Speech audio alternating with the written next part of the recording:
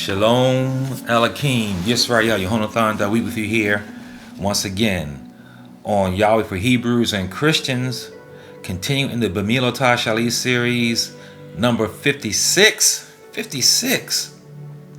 Today is called Taxes. Khofshe. Khofshe. We're talking about Khofshe.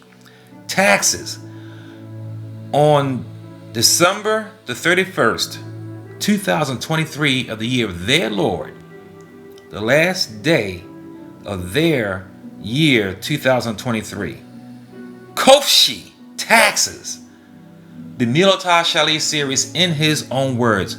Why am I doing this series? Why this series of in his own words? Let me start off reading some scriptures for you before we get in talking about this taxes. Beginning with John 17:3. Yahweh Shua himself saying this now in his own words. B'milotah Shali. This is what he says. And this is eternal life, that they may know you, Yahweh, my Father, the only true Elohim, and Yahushua HaMashiach, whom you have sent. This is what Yahushua said out of his mouth to his Father, that eternal life is in knowing Yahweh and his Son whom he sent to breach us to his Father. That's eternal life. That is it. To know the Son who connects you to his Father. And for 3 years in the flesh, in his ministry on this earth, that is what the battle was. It was him against the temple, which is already built right now. Don't say it's going to be built, and it's going to be used as a deception to Hebrews, who's going to fall for a hook, line, and sinker, because y'all still here in December the 31st, 2023, the year of their Lord, believing in a dead covenant. Why am I doing this series? John 9:11. This is what we read. I'm going to brief review of the blind man, okay, who was given his sight. I'm just going to read John 9, verse 11, verse 22, verse 24, and then skip on down to 27 to 29 and 34 to 41. So I'm just going to let you know I'm going through this. This is in John chapter 9. We read the whole thing last week. And what we're going to do is, what we're trying to do is to show you, to keep you from deception. Because deception is going to be used by having temple access to Yahweh. That's what it's going to be. Temple access to Yahweh. And Yahweh Shua is against that.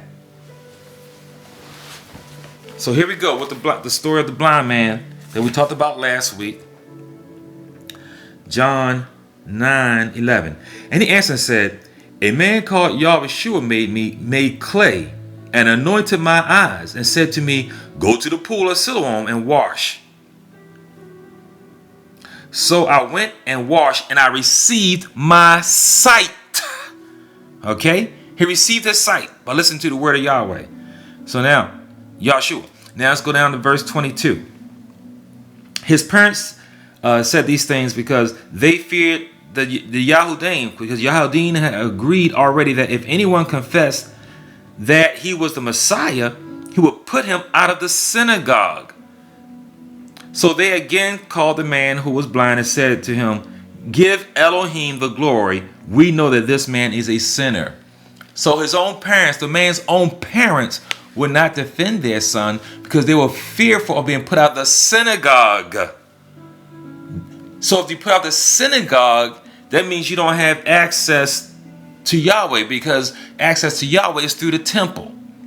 So they're pitting the temple against Yahweh, and they told the man that what they did was they quoted from Joshua 7:19. I wasn't even going to go there until just today I decided I'm going to go to Joshua 7:19. Now Yahushua said to Achan, my son, I beg you, give glory to Yahweh Elohim of Israel and make confession to him. And tell me now that what you have done. Do not hide it from me.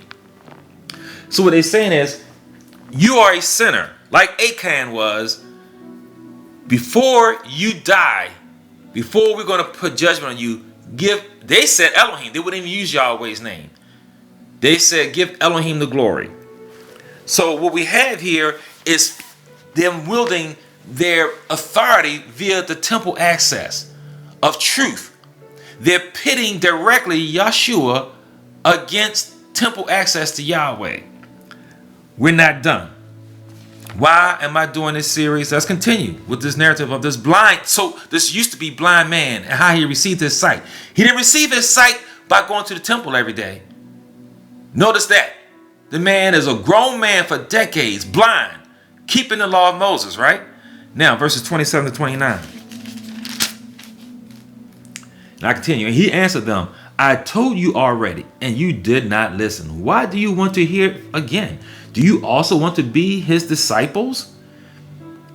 They keep asking him, how do you receive your sight? They reviled him. And they said, you are his disciple, but we are Moshe's disciple. We know that Elohim spoke to Moshe. As for this fellow, we do not know where he is from. Wow. This comes out of their mouths directly. This is why it's not this. This is not me. This is what the scribes and Pharisees said. They are not followers of Yahweh. They are followers of Moshe. In a boxing ring, they put Moshe up against Yahweh. See, in other words, truth comes through the temple access set up under the covenant under Moshe. This is what they said. They said his disciples, yet Moshe couldn't hold up his own arms to keep us from losing the war. Moshe didn't die for us. And he couldn't resurrect and come back and save us. So obviously Moshe was the one who handed the baton off to the greater prophet, which he said, a greater prophet than me is going to come from you from amongst your brothers. Moshe knew that he wasn't the answer. He was the segue to this man, Yahweh, whom they are too blind to see. Yet they see. Why am I doing this series? Let's continue to finish this narrative out. Verses 34 to 41. They answered and said to him, you were completely born in sins, and are you teaching us? And they cast him out. Oh yes, just like what the Catholics do. Excommunication. If you don't listen to what we say, we cast you out of the synagogue. If you don't do what we say, we excommunicate you. So that means you're walking the earth without access to eternal life, to salvation. That's what they're saying. They're saying salvation comes through what their laws, their enforcement of laws, their assessment of laws and rules of the word of Yahweh. That's what they're saying. But watch this. Yahweh heard that they had cast him out. And when he had found him, he said to him, do you believe in the Bane of Yahweh, the Son of Yahweh? That's what he asked him. Do you believe in the Son of Yahweh? He didn't say, do you believe you need to stop eating crab cakes and shrimps? He did not say, do you believe you need to be circumcised and wear seats? He did not say any of that. What did he say? Do you believe in the Son of Man?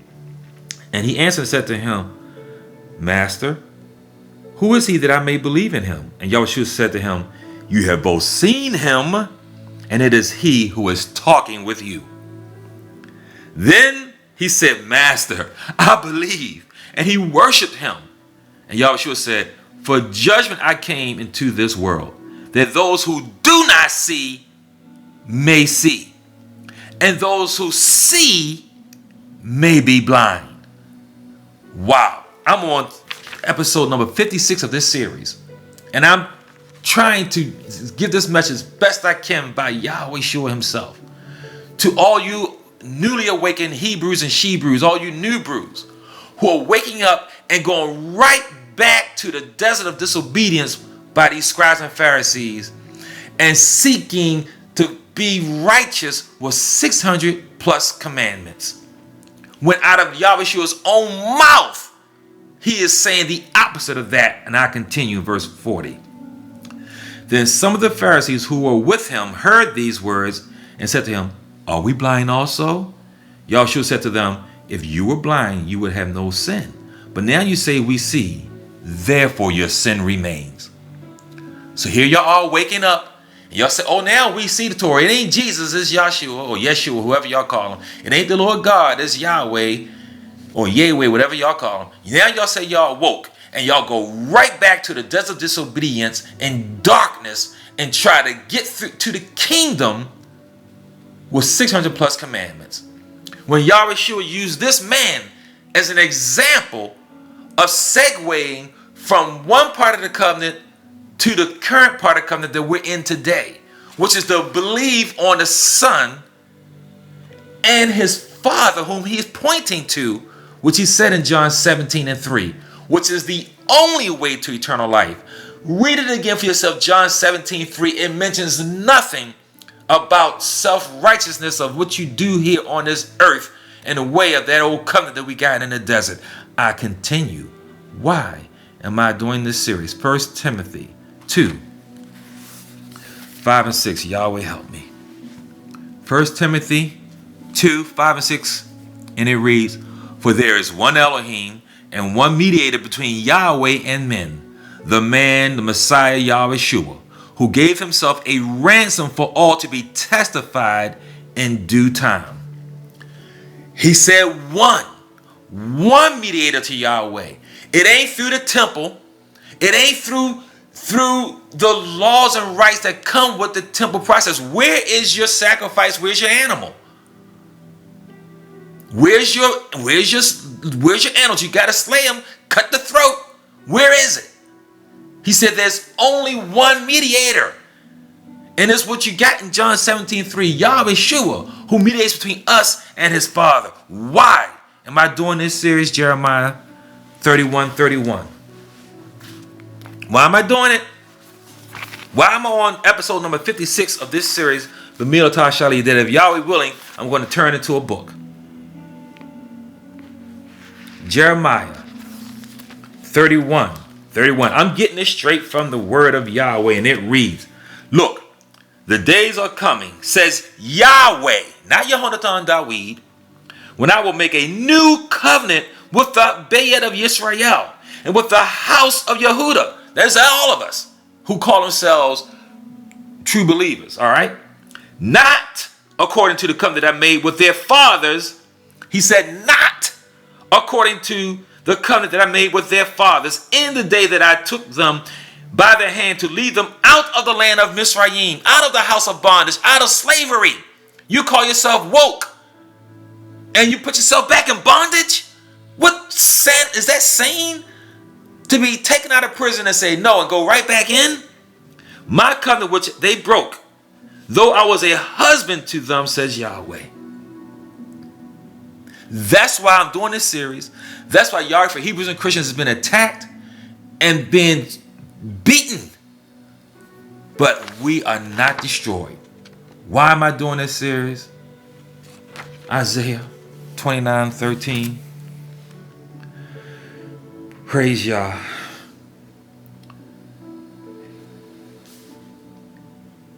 Insomuch, therefore, Yahweh said, insomuch as these people draw near to me with their mouths and honor me with their lips, but have removed from me far their hearts from me, and their fear towards me is taught by the commandment of men. That's why I'm doing this series, and that's why I need your prayers and support. Share and like, because all of these awakened all over the world, people are waking up by the scores. We're proliferating like fish. People realize there ain't no such thing as no white Jesus saving nobody. People are turned away from those Greek and Roman and Latin names. People are turned to the various forms of the Hebrew names. People are keeping Shabbat. People are keeping the Kodesh days, the holy days, the appointed times. People are eating kosher. People are doing all these things and find themselves to be ripe for the deception of the devil when he reinstitutes temple access to Yahweh for the whole world to follow. And all of you newly awakened brews, since you got your smartphones and the internet, are going to fall Oh Yahweh, bless them to hear your man right here, right now, who you woke up 45 years ago before social media. That's why we're doing this series. And that's why I need your support to continue it. Pray for me and Yahweh for Hebrews and Christians, so you can understand this word. For instance, like we did last week, the cursed fig tree. Everybody thinks it's about cursing the fig tree and being able to have your prayers answered. It had nothing to do with that. That fig tree was a portal. The portal of the fig tree that Adam and Hawa used to cover themselves with their self-righteousness. And you're going to find out this tree, not finished with this tree, but the tree had nothing to do with being cursed because it didn't have fruit. Because it did have fruit. It had breba, which is like the pre-fig fruit. B-R-E-B-A. I told you look it up last week. And the thing about it is, the fig tree, I didn't talk about this, but I'm going to do it now. I'm going to give you some scripture. I'm not going to go there because today is Khofshe, taxes. But the fig tree, it represents Yisrael, and the figs represents us. And we should have borne fruit, but we didn't. And then the man of sin at that time was Judas. So we're going to get there and how he's the point man at that time that Hasatan was working through. So this fig tree is representing direct opposition and against Yahweh and disobedience by his people, by his chosen ones. So give you scripture, Hosea 9:10, Jeremiah 8:13, the whole chapter Jeremiah 24, 1 Kings 4:25, Micah 4:4, Zechariah 3:10, all connecting us to the fig tree and figs, and how this tree that Yahweh cursed was because those who refused to obey Yahweh, and particularly at that time, the current point man for Hasatan, which was Judas, who we're going to talk about later. Also, look at 2 Kings 18:31. Obedience is better than sacrifice. It's key to remember when we talked about this fig tree in Mark 11 last week, in verses 20 and 24, that the disciples, when he cursed the tree, they said they heard it. They heard it. Shema. They heard the curse on the tree. Because this was a portal, a stronghold against believers of Yisrael. And then in verse 27 to 33, Yahshua's authority was questioned in the temple. They questioned his authority in the temple. They couldn't throw him out because they could not find any error in his words. There was no error in his words. And these parables of the two sons and the wicked vine dressers and the wedding feast all spoke to Esau, the Edomite leaders, the Erev Rav.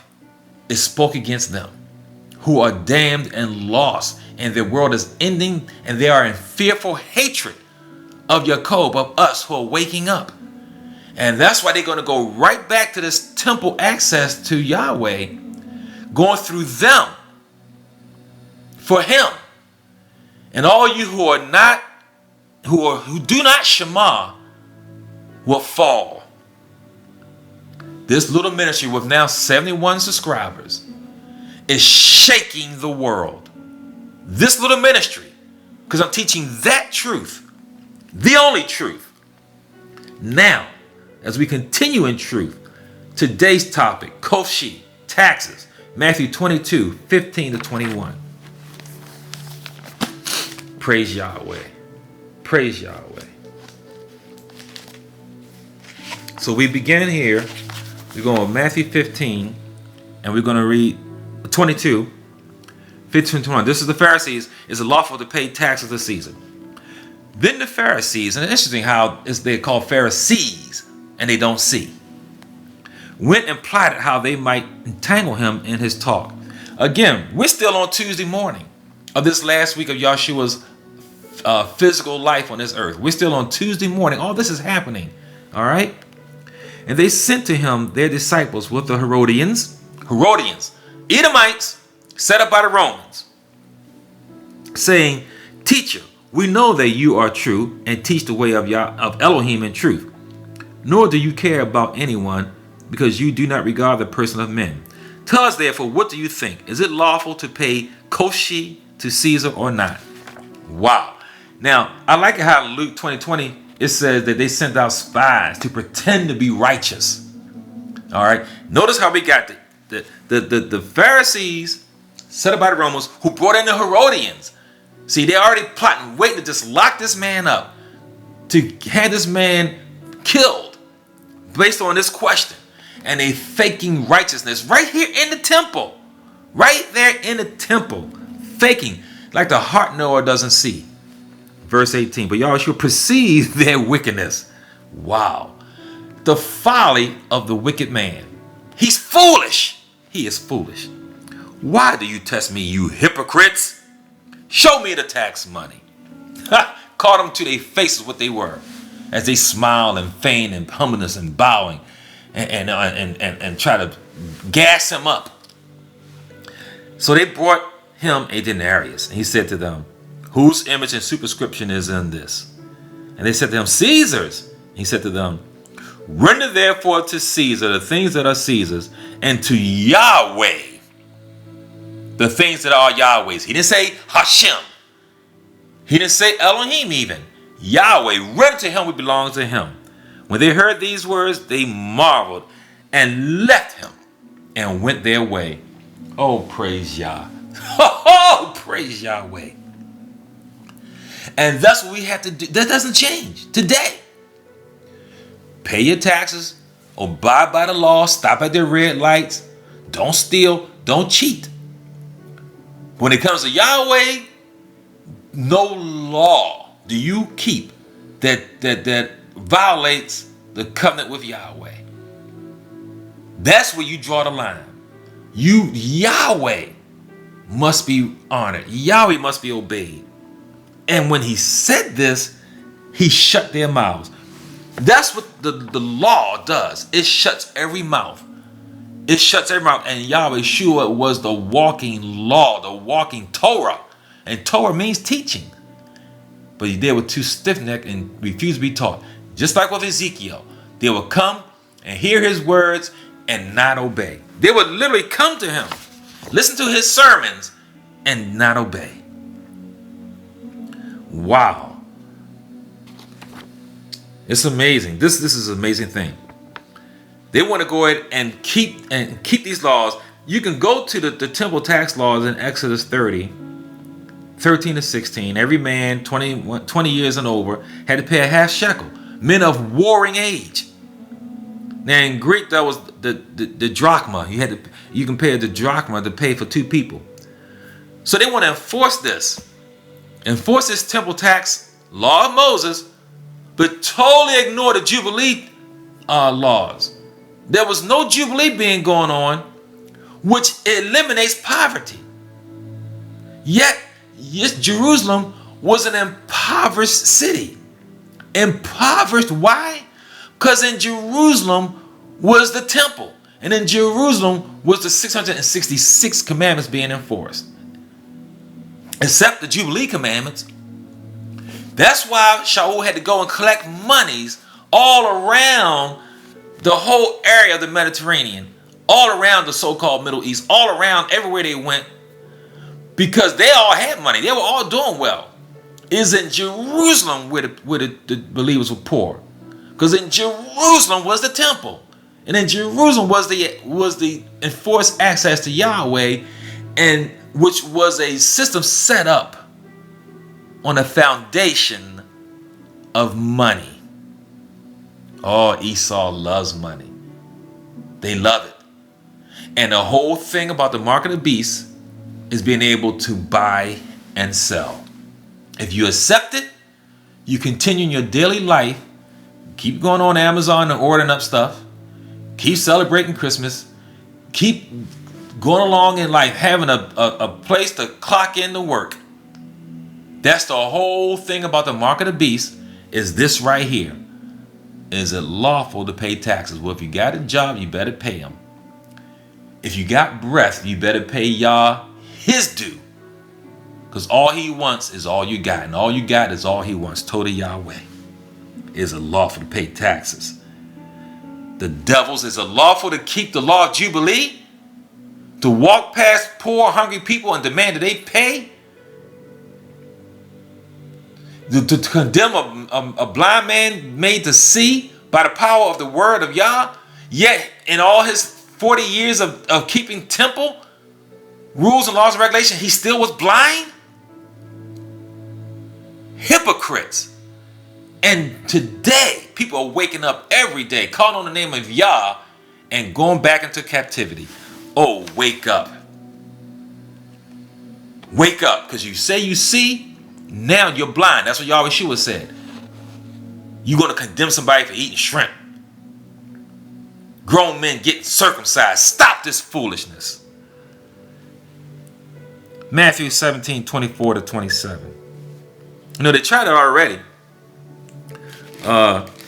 With Peter. Does he pay the tax? Does he pay the tax? He went out and go ahead, get it from the fish. Get it from the fish. So they came back to him again with this nonsense. Matthew 17. Praise Yahweh. 24-27.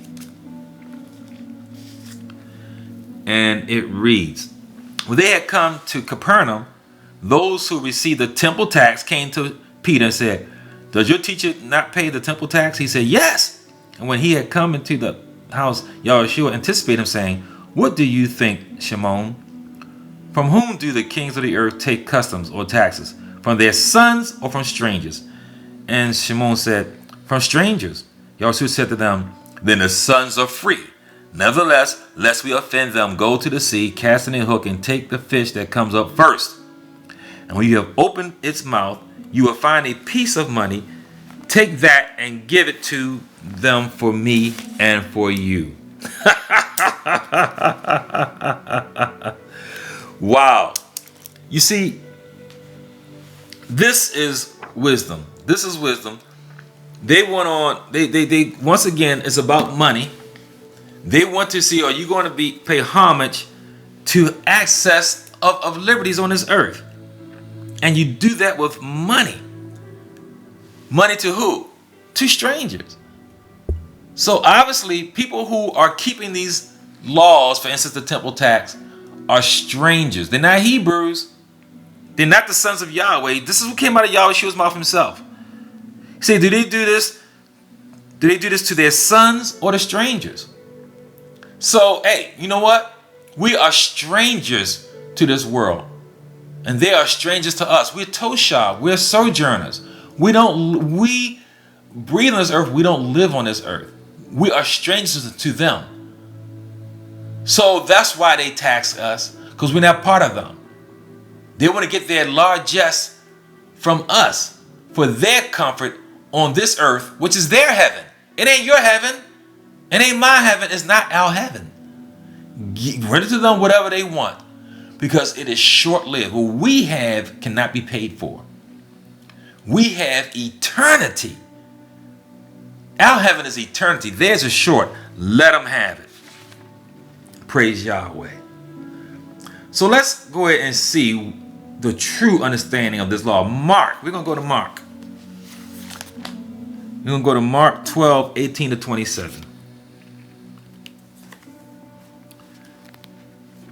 And it reads, then some of the Sadducees who say there is no resurrection came to him, and they asked, we're still on Tuesday now, said to him saying, Rabbi, Moshe, there you go, that Moshe wrote to us that if a man's brother dies and leaves his wife behind and leaves no children, his brother should take his wife and raise up offspring for his brother.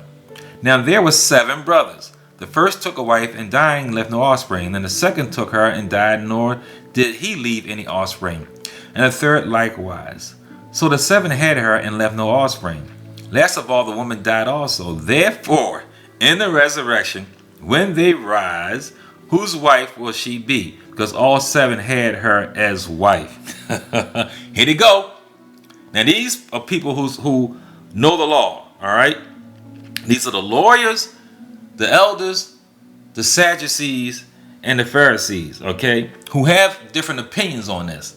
So they're going, once again, like they did with the taxes, all right, They're going to do this. Try to get him conflicted with where no matter what answer he gives, he's going to fail, right? Yahweh short answer said to them, this is B'milatah Shali, in his own words. They're going to try to go ahead and tell the living Torah about the Torah, right? Are you not therefore mistaken, because you do not know the Torah nor the power of Yahweh?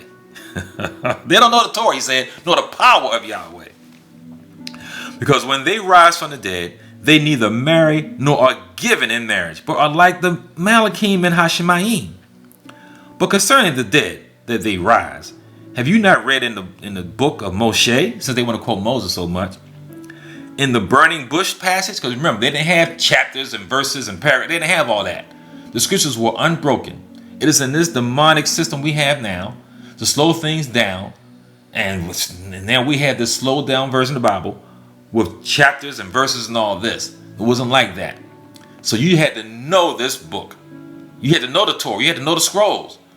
So he called it the burning bush passage. And that's what it was known by, this section that he's referring to. Yahweh spoke to him saying, I am the mighty one of Abraham, the mighty one of Yishak, and the mighty one of Jacob. He is not the mighty one of the dead, but the mighty one of the living. You are therefore greatly mistaken. That's not my words. That is Yahweh Shua's interpretation of the Torah, which is his own words. They are greatly mistaken, he said. We're not going to be, all that is over. We were producing children then. Eventually the Messiah is supposed to come out of through us. There's really no need for it now if you want to be technical about it. But in the kingdom to come, in the eternity, age of eternity, that after the millennial kingdom, that's over. But they err in the short-sightedness of their mind because they do not see how Moshe, the great prophet that he was, handed the baton over to Yahweh Shua. Moshe, under him you get long life. Under Yahweh Shua you got eternal life. And in eternal life, it ain't no marrying or giving in marriage. That is beastly. Because when he comes, they're going to be buying and selling, marrying, and giving in marriage. Wow. That's the mark of the beast right there. And that's what their minds are all about. Taxes and marrying. We're going to give our final scripture. Mark 12, 28 to 34. Then one of the scribes came, and having heard them reason together, perceiving that he had answered them well, asked him, which is the first commandment of all? Okay, so we got a scribe here.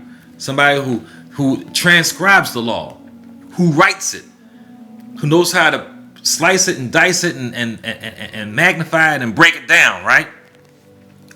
Yahshua answered said, the first of all the commandments is Shema, O Yisrael, Yahweh, Eloheinu, Yahweh, Echad. And you will love Yahweh, your Elohim, with all your lay, with all your nefesh, with all your mind, and with all your strength. This is the first commandment. And the second is like it is. This, you will love your neighbor as yourself. There is no other commandment greater than these. There you go. B'milatah Shali, in his own words. This is Yahweh Shua speaking in his own words. This is what he said. So let's see. They're trying to catch him and trap him in his own words, right? So let's see what the man says.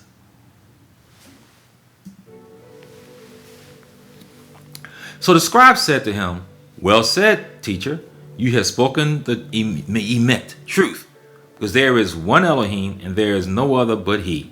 And to love him with all the heart and with all the understanding, with all the soul, and with all the strength, and to love one's neighbor as oneself is more than all the whole burnt offerings and sacrifices. So he even went there with that. And he's right. And they're quoting from Deuteronomy 6, 4, and 5. That's just the love Yahweh. We know about Deuteronomy 6, 4, and 5.